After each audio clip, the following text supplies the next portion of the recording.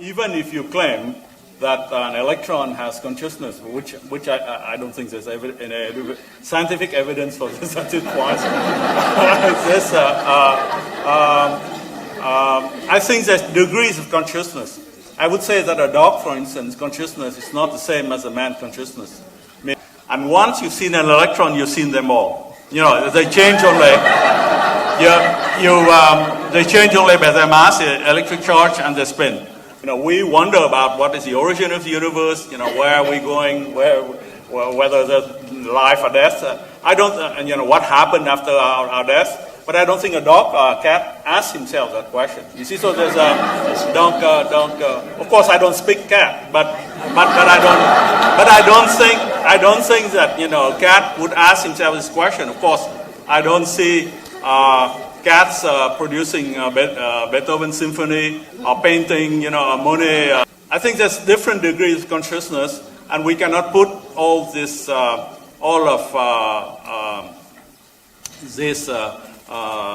things in nature, things in the universe on the same level. Okay, so again, then I would ask you, what is your opinion on that? Would you say that still that an electron is the same as a human being? So the question reflects a mind of discrimination, very clearly. We know that when we look into ourselves as a human being,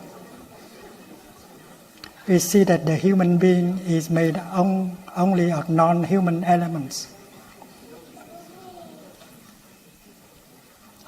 We have the mineral element in us. We have the element vegetable in us, and we have the element animal in us. Not only we have human ancestors, but we also have animal ancestors, and vegetable ancestors, and also mineral ancestors. And our ancestors do not belong to the past. They belong to the present. They are fully present in us. Without them, we cannot see the way we see. We cannot think the way we think. We cannot live the way we live. And the electron is also in us. So when I produce a thought, every ancestor in me, including the mineral ancestor, the animal, the vegetable ancestors, collaborate with me in order to produce that thought. It's like when you look at a tree. That is not the job of only your eyes, and you know very well. Without the brain, without the blood, without the cells in your body, without all that, seeing would be an impossible thing for eyes. So when the eye see, the whole body is participating in the act of seeing. So when we produce a thought, when we reason, when we create music, when we do mathematics, not only if a number of neurons are doing so, but the whole body, the whole lineage of ancestors in us are participating in producing that thought. So looking like that, you see that you are made of non-you elements. And the non-you element continue to be in you, and if you remove the non-you element out, there's no more you left. So we have the complex of superiority as a human being. We think that we have that kind of intelligence, that kind of consciousness that other living beings do not have. But I'm not very proud of the kind of mind that we are using in our daily life, the mind of discrimination. That mind of discrimination caused by many notions are the foundation of all kinds of suffering. We discriminate against this and that.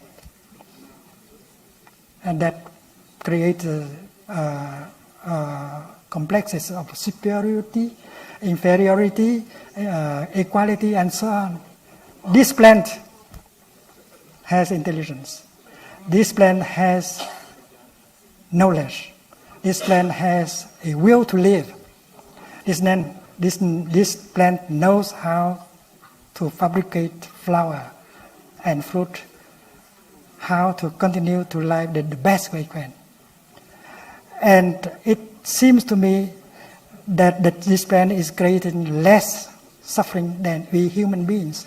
I am not very proud of my mind of discrimination.